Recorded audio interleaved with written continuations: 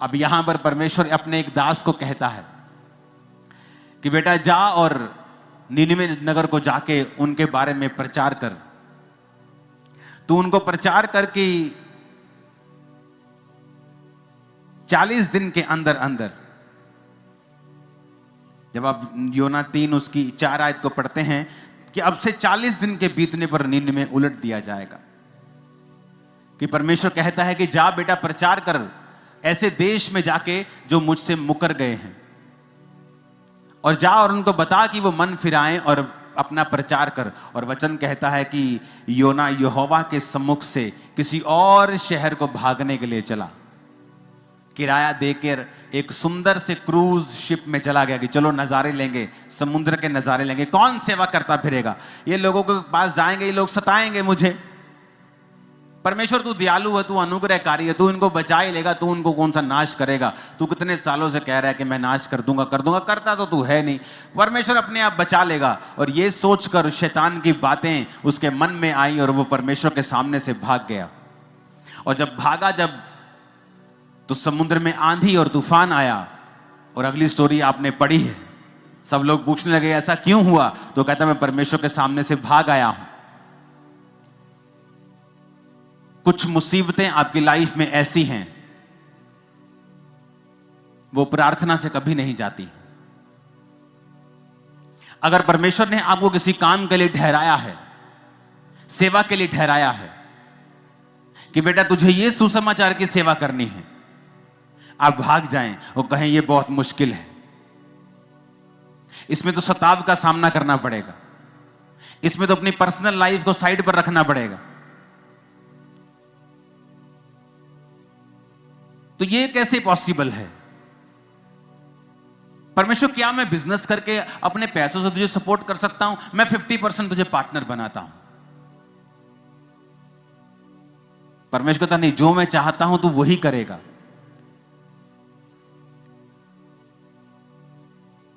Imagine करो, जब उसने दिमाग में सोच लिया कि मैं नहीं जाऊंगा, मैं प्रचार नहीं करूंगा, उसे कुछ नहीं हुआ, बल्कि उसे और रिलैक्स फील हुआ होगा। हाँ रिलैक्स, मजा आ गया, थोड़ा बोझ कम हुआ।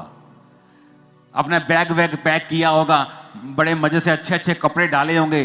क्रूज शिप पर भाड़ा किराया पड़ा है, क्रूज शिप पर गया, भाड़ा वगैरह दिया, बड़ा शिप था, वहां सामग्री भी थी, लोग भी थे, आराम से जाके सोया हुआ है कि जान छूटी। क्योंकि जब लोग गलत स्टेप्स लेते हैं और वो सेवा त्याग देते हैं या प्रभु का दिया हुआ बुलाहट त्याग देते हैं, उनको एकदम से कभी भी तूफान का सामना नहीं करना पड़ा। ये हिस्ट्री बताती है। जब भी कोई व्यक्ति गलत काम करता है, उसे एकदम से कभी भी मुसीबत का सामना कई बार नहीं करना पड़ता है।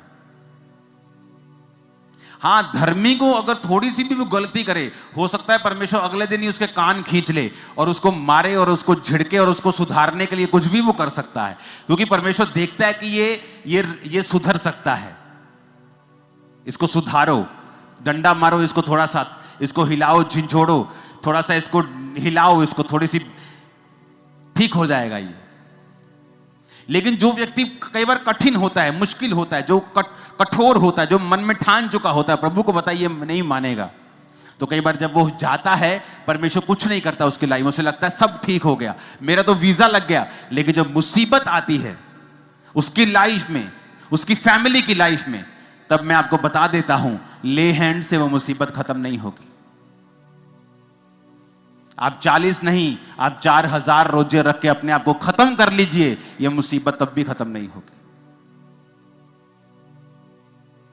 क्योंकि परमेश्वर यह चाहता था कि तेरे द्वारा एक काम करना, तेरे द्वारा कुछ ऐसा काम करना, ऐसी सेवा करना, एक मूल्य प्रभु चाहता था तुम्हारी लाइफ से कि तू उसकी सेवकाई में दे। उसके बदले में वो तुझे ब्लेस रखता, तेरे परिवार को ब्लेस रखता, सब कुछ अच्छा होता, समय पर तुझे सब कुछ मिल जाता।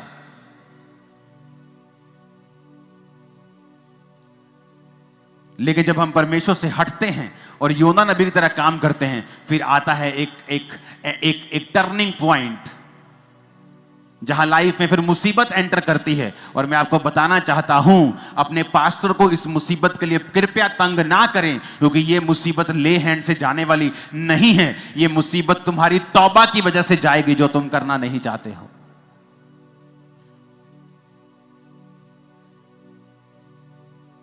योना कहता, प्रभु अगर आप 2 बाब पढ़ेंगे ना तो लिखा, जब मैं समुद्र की तह तक चला गया, पानी मेरे ऊपर था और मैं मूर्छा खाने लगा, मैं पहाड़ों की जड़ तक जब पहुंच गया, तब मैंने यहोवा की दुहाई दी और उसने एक मगर को भेजा, एक मच्छी को भेजा, जो उसने मुझे निगल लिया। पेट के अंदर पड़ा पड़ा वो 3 दिन रात परमेश्वर की दुहाई देता रहा और परमेश्वर के उस मच्छ ने उसको निगल दिया। हालेलुया।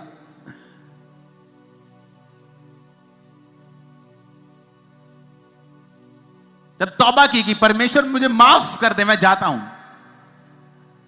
तो परमेश्वर कहता है, पहले तुझे मालूम नहीं था, तो पहले अगर जाता तो इतने छितर ना खाता, तू इतनी मुश्किलें तुझको ना आती, तूने दूसरों का भी नुकसान करवाया। व्यापार की वस्तुएं, उसमें घी होगा, उसमें चावल होंगे, उसमें क्या क्या व्यापार पुराने जमाने में होता, कपड़े होंगे, सारा कुछ समुद्र में फेंका। फाइनेंशियली नुकसान किया, दूसरों का नुकसान किया। कुछ परिवारों का नुकसान होता है जब उनके बच्चे सेवा छोड़ते हैं, लेकिन तब वो नहीं बोलते, उन्होंने कहता आने दो आने दो, अब घर आ गया, मेरे घर का काम करेगा। भाई साहब, वो घर का काम नहीं करेगा, वो नुकसान करेगा। क्यों? क्योंकि वचन ऐसा कहता है कि यहोवा के घर में, उसकी सेवा में जो आशीष है, पीछे मुड़ने पर वो श्राप है। क्योंकि प्रभु उसी श्राप से तुम्हें बचाना चाहता है, इसलिए वो तुझे सेवा के लिए बुला रहा है। अगर मैं सेवा ना करता, मैं जीवित नहीं रहता, मुझे मालूम है। तो परमेश्वर ने उस कर्ज को खत्म करने के लिए मुझे कहा, अगर तू सेवा करेगा वो कर्ज खत्म हो जाएंगे। तो शैतान जानता है कि वो कर्ज जो शैतान तुम्हें देना चाहता है वो नहीं दे पाएगा अगर तू यहोवा की बुलाहट को पूरा करेगा। अब किसी के जीवन में बुलाहट कुछ है और किसी के जीवन में कुछ है, और अगर वो अपनी बुलाहट से भागता है, वो अपना तो नुकसान करता भी है, अपने आसपास का भी नुकसान करता है। फिर आप ले हैंड करवा लो, आप 40 रोजे रख लो, 80 रख लो, 120 रख लो कि हील हो जाए, डिलीवर हो जाए, ये मुसीबत चली जाए। वो नहीं जाने वाली, क्योंकि वो मुसीबत सिर्फ तौबा से जाएगी। जो कार्य प्रभु ने दिया उसे पूरा करने पर ही वो जाएगी। लेकिन ईगो रास्ते में आती है और वो ईगो के कारण लोग मारे जाते हैं। पारिवारिक मेंबर्स का नुकसान होता है, फाइनेंस का नुकसान होता है, जीवन का नुकसान होता है, बुढ़ापे में और अधिक उनको तकलीफों का सामना करना पड़ता है। वो सॉन्ग है ना, खुदाया तेरी रूह तो मैं पला ना सके किधर जाऊं, कि तू सब तरफ है, मैं कहां जाऊं। आसमान में चढ़ू तू है, समुद्र के नीचे तू है, हर जगह तू है। कभी परमेश्वर की बुलाहट से भागो मत, क्योंकि जब आप बुलाहट से भागेंगे तो परमेश्वर का कोई भी नुकसान नहीं होगा। आपकी जगह आपसे बेटर पर्सन उस जगह को ले लेगा, उस भवन का भी नुकसान नहीं होगा। परमेश्वर अपने काम को कर लेगा, प्रभु का नुकसान भी नहीं होगा। नुकसान एक ही व्यक्ति होगा, जो आप होंगे या आपकी फैमिली होगी। क्योंकि अगर आप बुलाहट को पूरा करते हैं तो परमेश्वर आपके जीवन में वो सारे फलों को देता है जो परमेश्वर ने आपकी लाइफ में सोचे हुए हैं। हालेलुया। कितने मेरी बातों को समझ रहे हैं? अपने हाथों को उठाओ, ये सॉन्ग गाना, ये खुदाया तेरी रूह तो। उठाओ अपने हाथों को, हिलाओ। खुदाया तेरी रूह तो मैं पला नस के किधर जावा, हजूरी तेरी तो छिप के मैं केरी तरफ नू नसा। खुदाया तेरी रूह तो मैं भला नस के किधर जावा,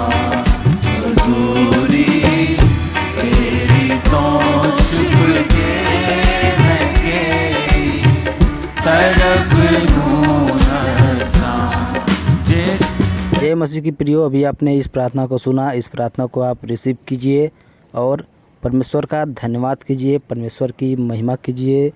परमेश्वर ने हमें इन सब मुसीबत से बचाया है। आने वाले समय में परमेश्वर हमें हर एक मुसीबत से बचाएगा। और आज सुंदर समय परमेश्वर की हजूरी में परमेश्वर का धन्यवाद कीजिए, परमेश्वर की महिमा कीजिए। परमेश्वर हमें हर एक मुसीबत से बचाया, परमेश्वर हमें हर एक शैतानी आत्माओं से बचाया। जो लोग ऑनलाइन प्रार्थना को सुन रहे हैं, जो लोग ऑनलाइन इस वीडियो को देख रहे हैं, वो इस प्रार्थना को रिसीव करें, इस वचन को रिसीव करें। परमेश्वर उनके लाइफ में काम करने जा रहा है, उनको हर एक मुसीबत से आज़ाद करने जा रहा है। वो लोग पूरे विश्वास के साथ वचन को रिसीव करें, प्रभु उनके लाइफ में काम करेगा। बहुत से लोगों ने ऑनलाइन प्रार्थना को सुना है, ऑनलाइन वचन को सुना है और उन्होंने अपने लाइफ में वचन को रिसीव किया है, प्रार्थना को रिसीव किया है, उनके लाइफ में काम हुआ है।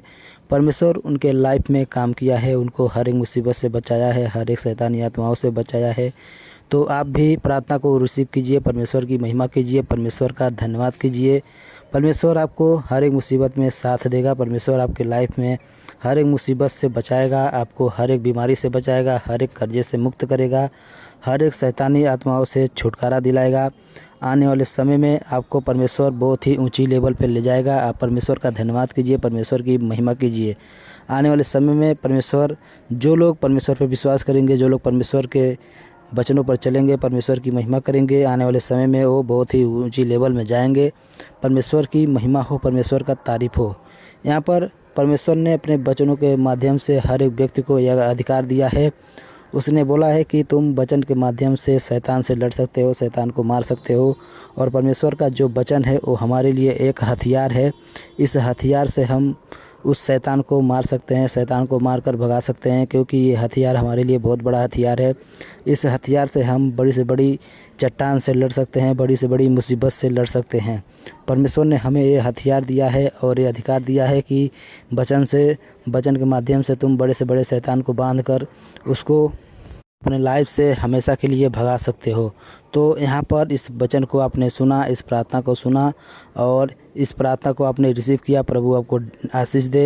मैं उम्मीद करता हूँ कि आपने इस प्रार्थना को रिसीव किया। परमेश्वर आपको आशीष दे, आपको ढेर सारी आशीष दे, आपके लाइफ में काम करे, आपको हर एक मुसीबत से बचाए, हर एक बिगड़ा हुआ काम बने, हर एक शैतान आपकी लाइफ से गायब हो, छोड़ कर जाए। तो आपने इस वीडियो को देखा। आप सभी को जय मसीह की।